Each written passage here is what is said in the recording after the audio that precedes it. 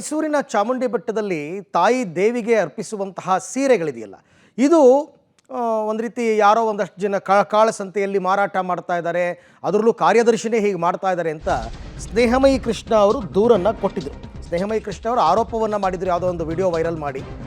ಈಗ RTI ಕಾರ್ಯಕರ್ತ ಸ್ನೇಹಮಯಿ Krishna ವಿರುದ್ಧನೇ FIR ಆಗಿದೆ. ಮೈಸೂರಿನ ಕೃಷ್ಣರಾಜ ಪೊಲೀಸ್ ಠಾಣೆಯಲ್ಲಿ FIR ಅನ್ನು ಮಾಡಲಾಗಿದೆ. ಅಂದರೆ ದೂರು ಕೊಟ್ಟಿರಬೇಕು. ಚಾಮುಂಡೇಶ್ವರಿ ದೇಗುಲದ ಕಾರ್ಯದರ್ಶಿ ರೂಪಾ ಅವರು ದೂರನ್ನು ಕೊಟ್ಟಿದ್ದರು. ಸೀರೆ ಕಳ್ಳತನ ಆರೋಪವನ್ನು ಹೊರಿಸಿದರು ಸ್ನೇಹಮಯಿ ಕೃಷ್ಣ ಅವರು. ಅವ್ರ ವಿರುದ್ಧ ದೂರು ಕೊಟ್ಟಿದ್ದಾರೆ. ಸರ್ಕಾರಿ ಕೆಲಸಕ್ಕೆ ಅಡ್ಡಿಪಡಿಸಿದ ಆರೋಪದ ಹಿನ್ನೆಲೆಯಲ್ಲಿ ಸ್ನೇಹಮಯಿ ಕೃಷ್ಣ ಅವರಿಗೆ ಈಗ FIR ಆಗಿದೆ. ಯಾಕೆಂದರೆ ಒಂದು ವಿಡಿಯೋವನ್ನು ವೈರಲ್ ಮಾಡಿ ಅದೇನೋ ಸೀರೆನಲ್ಲಿ ಕಟ್ಟಿರ್ತಕ್ಕಂಥದ್ದು ಒಂದು ದೊಡ್ಡ ಇದು ಅಂದರೆ ಸೀರೆಗಳನ್ನೇ ಇವರು ಕದ್ದೊಯ್ತಾ ಇದ್ದಾರೆ, ಸೆಕ್ರೆಟರಿ ಅವರು ಕಾರ್ನ ಡಿಕ್ಕಿನಲ್ಲಿ ಹಾಕ್ಕೊಂಡು ಅಂತೆಲ್ಲ ವಿಡಿಯೋ ವೈರಲ್ ಮಾಡಿದರು ಸ್ನೇಹಮಯಿ ಕೃಷ್ಣ. ಅದಕ್ಕೆ ಈಗ ಅವರು ದೂರನ್ನು ಕೊಟ್ಟು FIR ಮಾಡಿಸಿದ್ದಾರೆ. ಈ ಬಗ್ಗೆ ಮತ್ತಷ್ಟು ಮಾಹಿತಿ ನನ್ನ ಕೊಲೀಗ್ KP ನಾಗರಾಜ್ ಅವರಿಂದ ಪಡ್ಕೊಳ್ಳೋಣ. KP, ಈಗ ಕಾರ್ಯದರ್ಶಿ ಕೊಟ್ಟಿರ್ತಕ್ಕಂಥ ದೂರಿನ ಸಾರಾಂಶ ಏನು, ಈಗ ಮುಂದಿನ ಕ್ರಮ ಏನು ಅಂತ?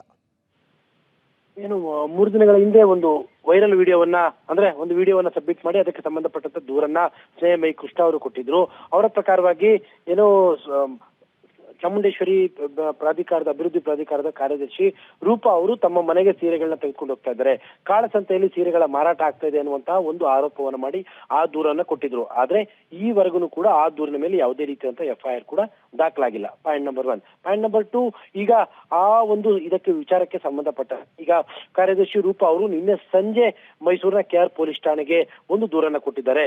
ನಮ್ಮ ಕರ್ತವ್ಯಕ್ಕೆ ಸರ್ಕಾರಿ ಕರ್ತವ್ಯಕ್ಕೆ ಇವರು ಅಡ್ಡಿ ಮಾಡಿದ್ದಾರೆ, ನಮಗೆ ಕೆಲಸ ಮಾಡೋದಕ್ಕೆ ಬಿಡ್ತಾ ಇಲ್ಲ ಅನ್ನುವಂತ ರೀತಿಯಾದಂತಹ ಒಂದು ದೂರನ್ನ ರೂಪಾ ಅವರು ನೀಡಿದ್ದಾರೆ. ರೂಪಾ ಅವರು ನಿನ್ನೆ ಸಂಜೆ ದೂರು ನೀಡ್ತಾ ಇದ್ದಂತೆ ನಿನ್ನೆ ರಾತ್ರಿಯೇ ಈ ಒಂದು FIR ಆಗಿದೆ ಸ್ನೇಹಮಯಿ ಕೃಷ್ಣ ಅವರ ಮೇಲೆ. ಸರ್ಕಾರಿ ಅಧಿಕಾರಿಗೆ ತನ್ನ ಸರ್ಕಾರದ ಕೆಲಸವನ್ನ ನಿರ್ವಹಿಸುವುದಕ್ಕೆ ಅಡ್ಡಿಪಡಿಸುವಂತದ್ದು, ವಿನಾಕಾರಣ ತೊಂದರೆ ಕೊಡುವಂತದ್ದು, ಅದು ಆಕ್ಟ್ ಕೂಡ ಇದೆ.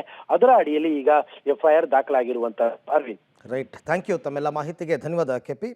ಸೊ ಈಗ FIR ಆಗಿದೆ, ಮುಂದೆ ಈಗ ನೋಟಿಸ್ ಕೊಟ್ಟು ವಿಚಾರಣೆ ಕರೀತಾರೆ. ವಿಚಾರಣೆಯ ನಂತರ ಮುಂದಿನ ಕ್ರಮ ಏನು ಅಂತಕ್ಕಂಥದ್ದನ್ನು ನೋಡೋಣ.